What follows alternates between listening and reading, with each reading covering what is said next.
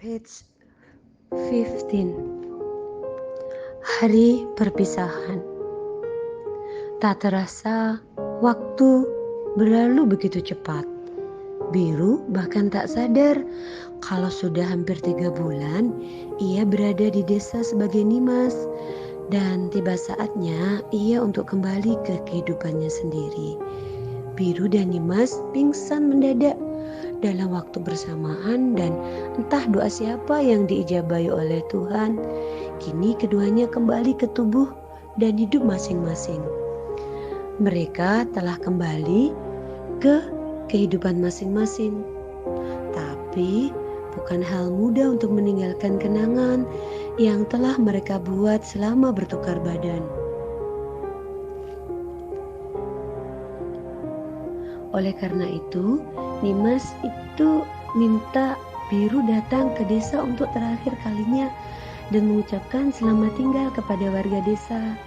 Meski semua telah berakhir, namun tak ada satupun yang mereka sesali. Baik Nimas maupun Biru telah berusaha sebaik mungkin melanjutkan kehidupan satu sama lain. Maka tak ada kata yang pantas mereka ucapkan untuk satu sama lain selain terima kasih. Semuanya terjadi begitu cepat. Baik Biru maupun Nimas, keduanya sama-sama tak paham dengan kejadian yang baru saja mereka alami. Entah doa siapa yang dikabulkan oleh Tuhan. Yang jelas kini keduanya telah kembali ke tubuh masing-masing, ke kehidupan masing-masing. Nimas kembali ke desa tempatnya mengajar, dan Biru kembali ke rumahnya yang penuh kasih sayang. Namun keduanya tak mau jika ini berakhir begitu saja. Bahkan Biru belum sempat mengucap kata perpisahan dengan anak-anak desa. Oleh karenanya keduanya sepakat untuk bertemu. Di hari terakhir Nimas di desa Sewulintang, ia mengajak Biru datang dan mengenalkannya sebagai seorang teman yang ingin mengunjungi anak-anak. Adik-adik, hari ini Kak Nimas bawa teman. Kakak ini mau kenalan sama kalian. Nimas mengisyaratkan Biru untuk mengambil kendali, dan Biru yang sudah paham dengan karakter anak-anak ini maju tanpa ragu. Halo, kenalkan nama kakak Biru. Kalian bisa panggil Kak Biru. Halo Kak Biru.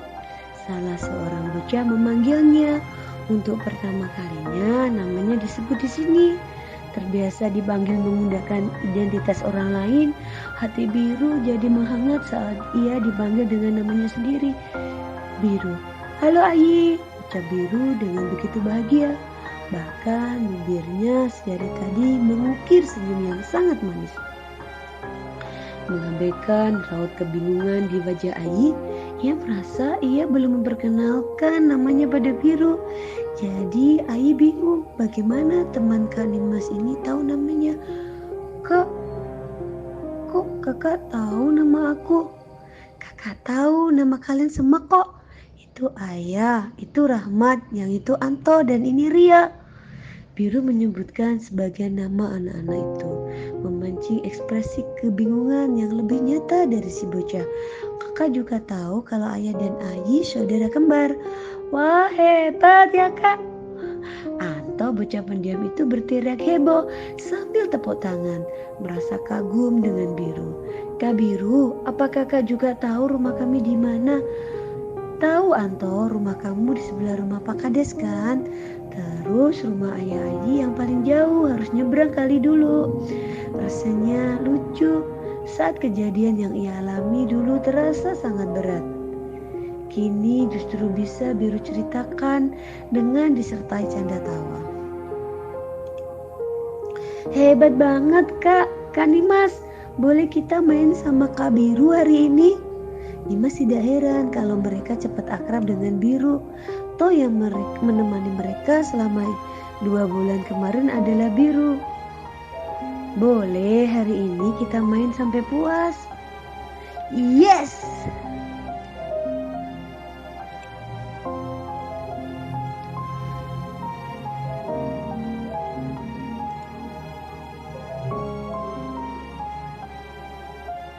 Biru dan Nimas jadi tokoh utama hari ini.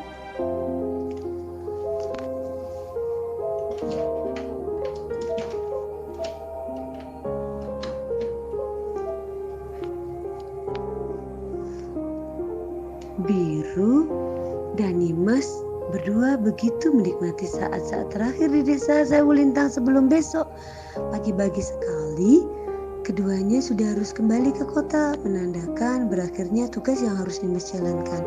Ruh, selama ini kamu ngapain aja sama mereka? Kenapa?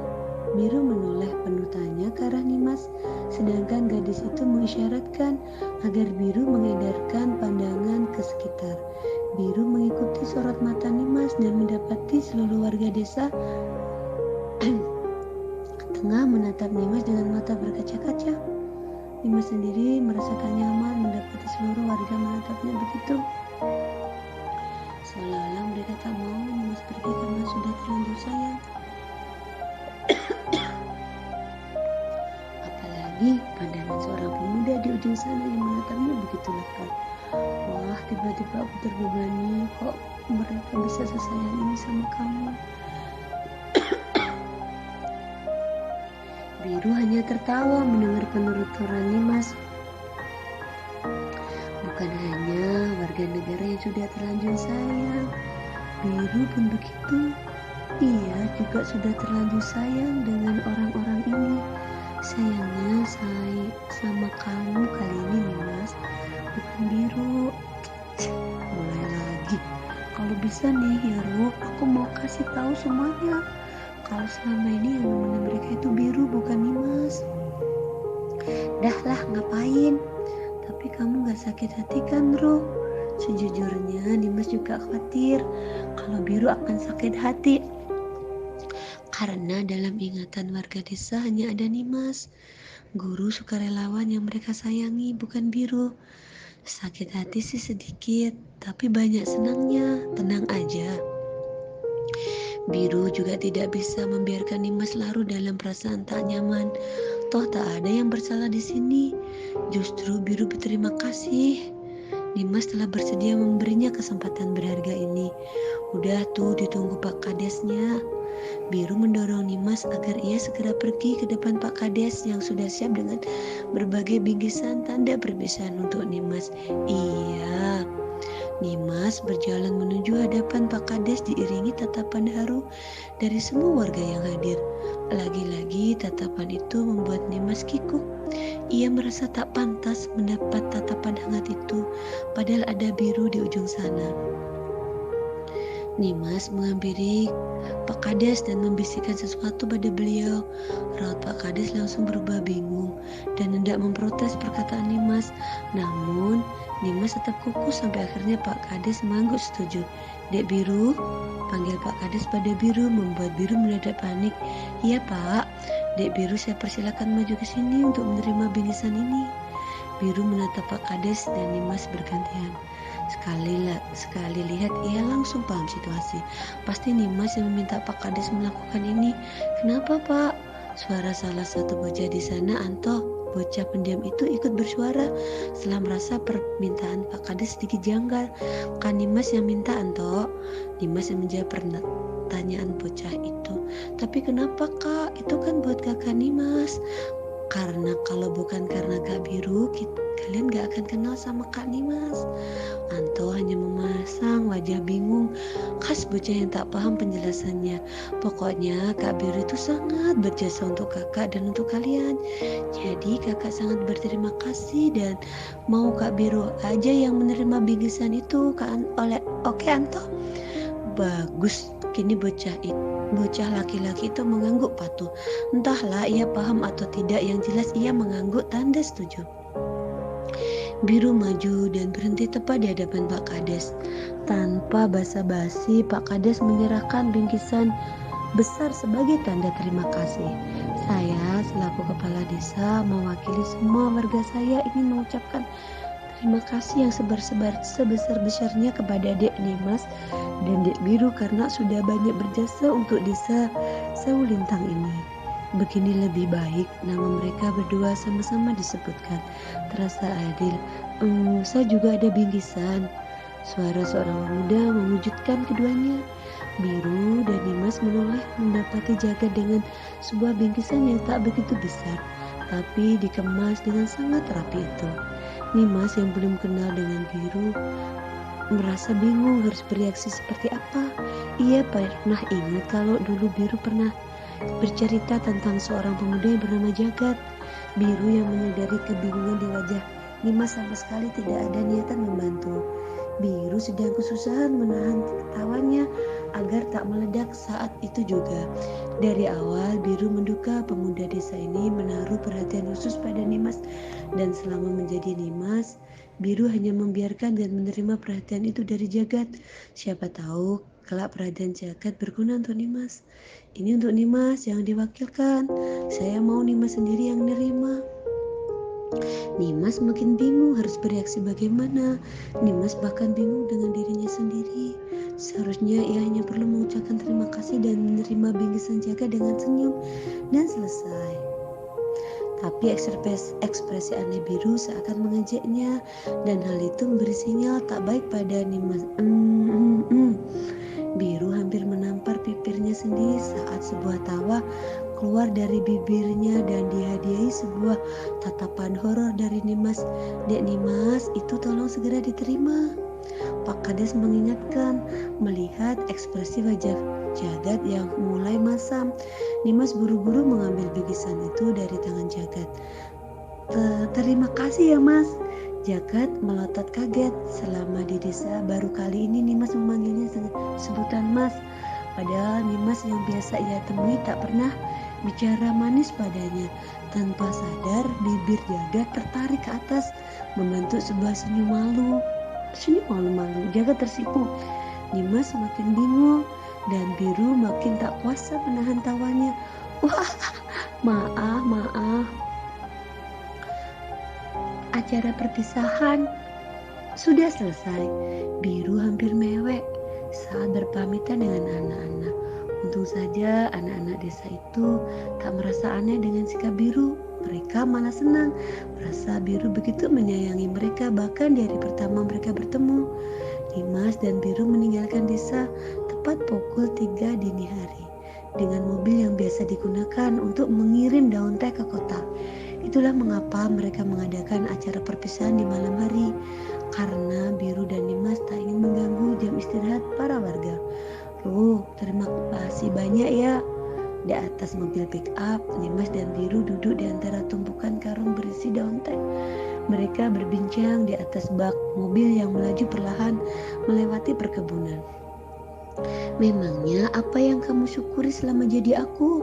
Banyak tahu, yang paling aku syukuri itu bisa ketemu ibu kamu. Ibu. Biru membenarkan posisi duduknya menghadap ke Nimas. Ibu kamu itu ibu yang luar biasa. Ibu kamu tuh juga luar biasa tuh Nimas. Wanita mandiri, sayang keluarga, perhatian lagi selama di desa, tanya keadaan kamu terus. Iya, bukan berarti ibu aku gak luar biasa, tetapi setelah ketemu ibu kamu aku jadi sadar kalau semua ibu itu luar biasa, dan aku jadi makin kangen dengan ibu dah. Kasihan kamu belum ketemu ibu lagi ya. Belumlah, setelah ini aku mau langsung pulang, mampir dulu sebentar ketemu sama ibu. Boleh. Nimas meluruskan kakinya yang terasa mulai kram. Udara pagi di perkebunan begitu dingin. Kamu gak ada sesuatu gitu yang mau disampaikan gitu ke aku? Apa? Mau aku bilang terima kasih juga?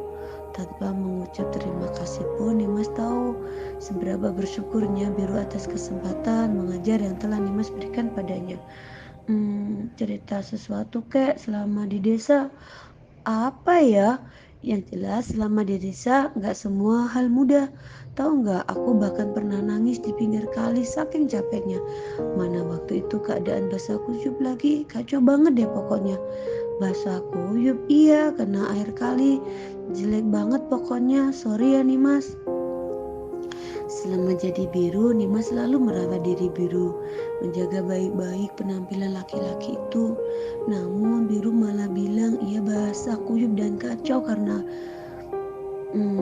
air kali. Sungguh Nimas merasa tidak adil. Biru, bisa-bisanya ada yang lihat gak? Ada sih satu orang doang. Siapa?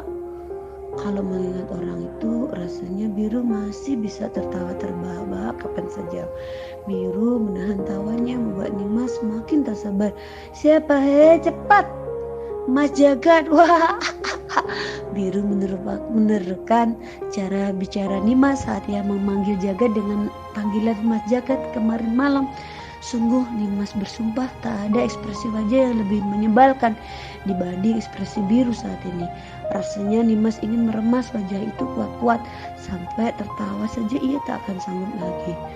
Dan pagi itu di atas bak mobil pickup dengan berkilo-kilo daun teh kering dan ditemani sinar matahari pagi yang muncul mulai, Nimas berusaha meraih wajah Biru dengan brutal, membuat si laki-laki panik dan kelabakan menutupi wajah kebanggaannya itu. Ampun, gak ada ampun. Gak ada ampun-ampun. Sementara mobil mulai sampai di perbatasan dan sebentar lagi masuk kota. Biru sudah terkapar Mas sambil mengelus wajahnya bekas serangan Nimas, sedangkan Nimas duduk dengan nafas memburu di sudut bak. Keduanya berpandangan sebentar sebelum akhirnya tertawa terbahak-bahak bersama, menertawakan kebodohan yang telah mereka masing-masing lakukan selama menjalani hidup satu sama lain. Di tengah tawa mereka terselip ungkapan terima kasih yang begitu mendalam. Mereka berdua telah bertukar peran dan saling memberi pengalaman hidup yang luar biasa bagi satu sama lain. Nimas bersyukur ia pernah menjalani hidup sebagai Biru, dan Biru juga bersyukur pernah menjalani hidup sebagai Nimas.